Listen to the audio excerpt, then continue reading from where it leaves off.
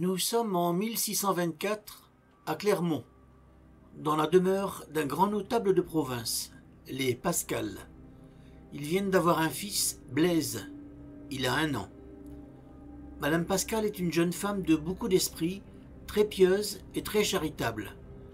Elle distribue des aumônes à des pauvres femmes qu'elle reçoit régulièrement chez elle pour leur donner de la nourriture, du linge, un peu d'argent. Parmi ces pauvres femmes, il y en a une qui a la réputation d'être sorcière. C'est une sorcière. Tout le monde le dit. Mais Madame Pascal se moque de ses ragots. Elle n'est pas crédule et elle continue d'accueillir la prétendue diabolique. Le petit Pascal se porte mal, très mal. Il est tombé en langueur, comme on dit à l'époque. Il dépérit. Et ce dépérissement est accompagné de 2 réactions singulières. Il ne peut absolument pas supporter de voir de l'eau. De l'eau dans un verre, de l'eau qui coule d'un broc. Aussitôt, il est saisi par des convulsions terribles. Seconde singularité, il ne peut pas tolérer de voir son père et sa mère l'un à côté de l'autre. Il se laisse embrasser par son père. Il se laisse caresser par sa mère. Mais dès que ses parents sont ensemble auprès de lui, il hurle, il se débat avec une violence inouïe, il suffoque, il étouffe. Il va maintenant atteindre 2 ans. Mais les atteindra-t-il? Il s'affaiblit toujours. Il a des crises toujours plus épuisantes. À la fin, on voit bien qu'il va mourir. Toutes les pauvresses et beaucoup de gens dans Clermont disent « Mais c'est la sorcière qui a jeté un sort !» Le père du petit Blaise, Étienne Pascal, veut faire cesser ce qu'il considère comme des bruits absurdes. Un jour, il convoque cette femme dans son cabinet de travail. « C'est des menteries, c'est des jalousies, dit-elle. Alors seulement, pour en avoir le cœur net, et pour lui faire peur, il lui dit que si elle a ensorcelé son enfant, il la fera pendre.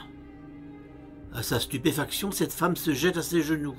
« Eh bien oui, c'est vrai, j'ai jeté un sort sur votre enfant, mais c'est de votre faute.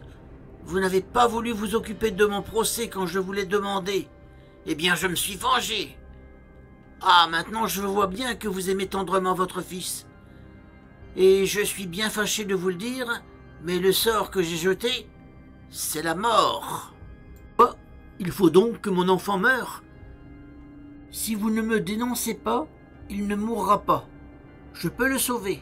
Je peux reporter le sort sur un autre. » Alors, l'honnête Étienne Pascal répond. « J'aime mieux que mon fils meure que faire mourir une autre personne.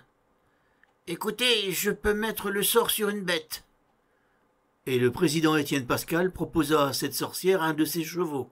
« Ce n'est pas la peine de faire de si grands frais. Un chat suffira. » Et lui fit donner un chat. Je vous fais remarquer que cette extraordinaire conversation est tenue par un homme très éminent et très éclairé. Étienne Pascal était président de la Cour des aides à Clermont. Il avait la sympathie de Richelieu. C'était un physicien et un mathématicien reconnus, et qui correspondait avec toute la société savante de son siècle. Mais je reprends mon récit. Le soir, la sorcière revient. Elle explique à Étienne Pascal qu'il lui faut un enfant de moins de 7 ans pour aller cueillir, avant le lever du soleil, 9 feuilles de 3 sortes d'herbes. Étienne Pascal va trouver son apothicaire, qui a une petite fille, laquelle ira cueillir les herbes.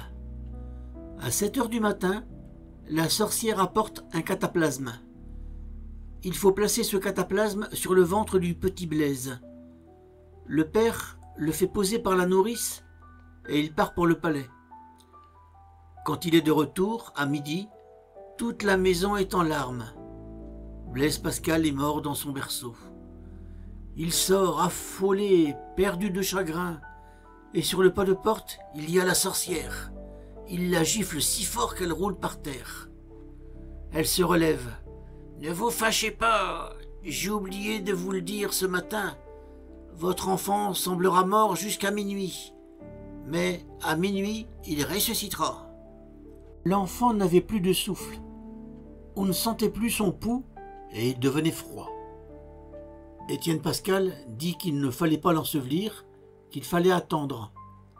Et seul, dans la chambre, toute la journée et la nuit, le père et la mère de Blaise Pascal veillèrent. Et entre minuit et 1 heure, ils manquèrent défaillir. L'enfant mort se mettait à bâiller. On le saisit, on le frotte, on le réchauffe, on lui donne du vin sucré, on appelle la nourrice. Il prend le sein, mais il paraît sans connaissance, et il a toujours les paupières closes. Enfin, à 6 heures du matin, il rouvre les yeux. En découvrant ses parents couchés sur son lit, il est saisi de convulsions comme avant. Il n'est donc guéri de rien. Pourtant, au bout de quelques jours, il joue dans les bras de sa mère avec un verre d'eau. Et au bout de 2 semaines, il supporte très bien, et même avec le sourire, la vue de son père et de sa mère ensemble. Au bout de 3 semaines, sa langueur s'en va. Il reprend des forces, il vivra.